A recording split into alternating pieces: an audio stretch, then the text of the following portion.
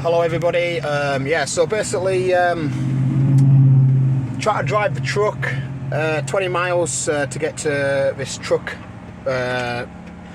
heavy diesel shop, and on the way the noise started getting worse. I was unloaded just to the tractor unit by itself, but the sound really started getting really bad. I started worrying. I didn't know if I was going to make it.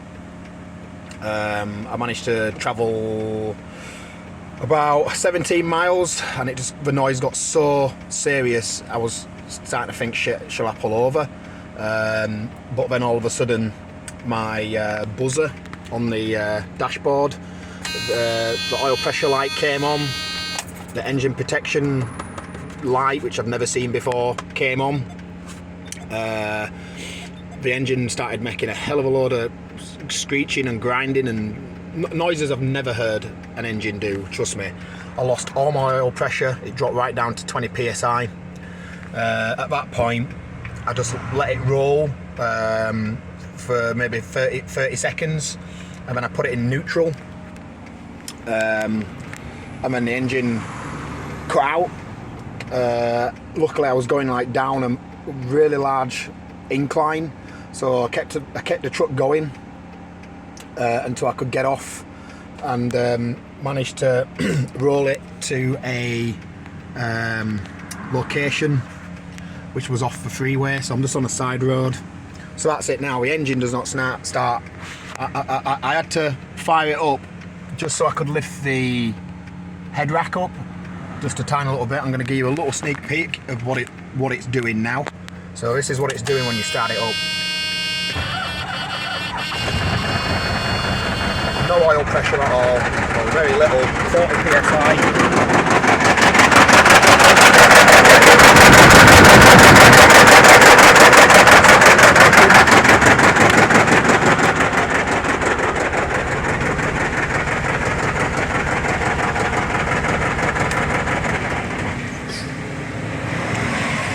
I'm getting a lot of grey smoke coming out of that exhaust as well.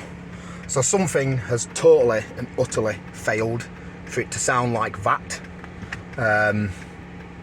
6 miles from the place I need to go. So I phoned up a heavy haul. I phoned a heavy haul company out. It's going to cost me about $500, unfortunately. But that's the price I'm going to have to soak up. But the real price is that engine sounds totaled. And I'm probably going to be looking at another engine.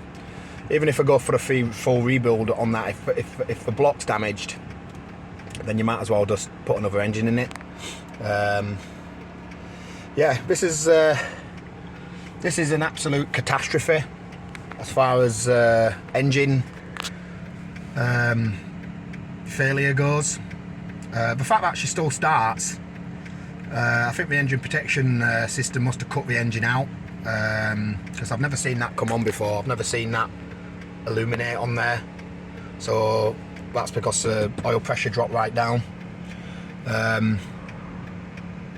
Yeah, so just in like damage control mode now. I've managed to keep the air conditioning on. It's still really hot outside. A storm is literally starting to blow in, so I might have to lower the hood. I did actually start it up earlier on just so I could lift that head rack up so I could get the hood up, because it had come down too far.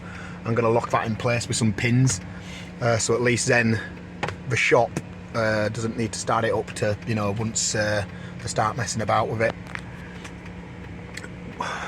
Unbelievable. It's the first time this has happened to me. I've had some issues before along the way. I've had some breakdowns and I managed to get myself out, but this is a whole different ball of wax. Luckily I've managed to get my truck in a position where I don't have my trailer on anymore. I've still got air, I'm still aired up, so that's a good thing. That means we can take the brakes off. The brakes will hold themselves off when the tow guy comes, so he doesn't have to mess about winding the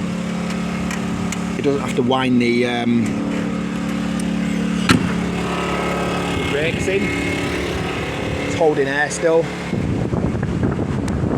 Got my triangles out. yes, this is going to be a $20,000 repair. I can't see that engine.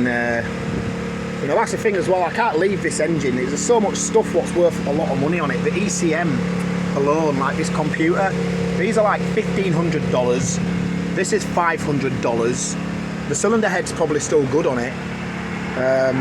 You know, there's so many things. There's the sump, like the sumps, they go for like $1,000. So there's no way I'm leaving that engine at this place. I'll be telling them that I'll come back for it, and I'll bring my little truck or something, and I'll bring my little pickup truck and I'll take it apart and put it in there.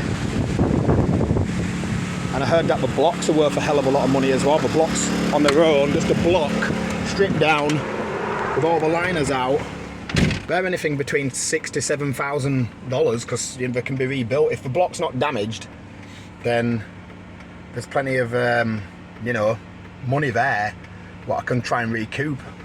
I'm gonna start phoning round companies to try and get a new engine. Probably, I don't even know if it's even worth them spending hours messing around taking the sump out of that just to tell me that the engine's fucked. I know my engine's fucked, and I'm probably going to need a new engine, or that's going to have to be stripped right down to the frame. It's going to need a new in-frame. It's going to cost like $20,000, $30,000, $40,000 to do. It's hours and hours and hours, a week's worth of work. So I think it'd be easier just to throw another engine in it. You can get recon engines. I've seen them there's a place in Austin what does them. So I think that might be the only option. And then I'll have to get the shop to.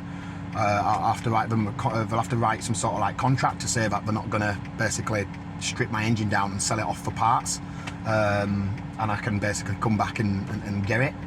The other option is to strip it down and put it on the back of the truck, and see if I can recoup anything from it. Obviously, hoping that it's wishful thinking, but I doubt we can salvage this engine now. I really do.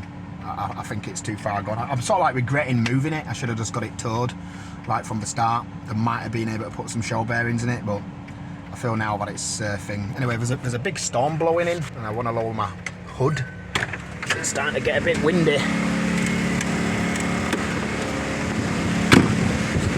Getting a little bit choppy as the weather. How far's that gone down? Jesus. Bolt in there right quick. Actually.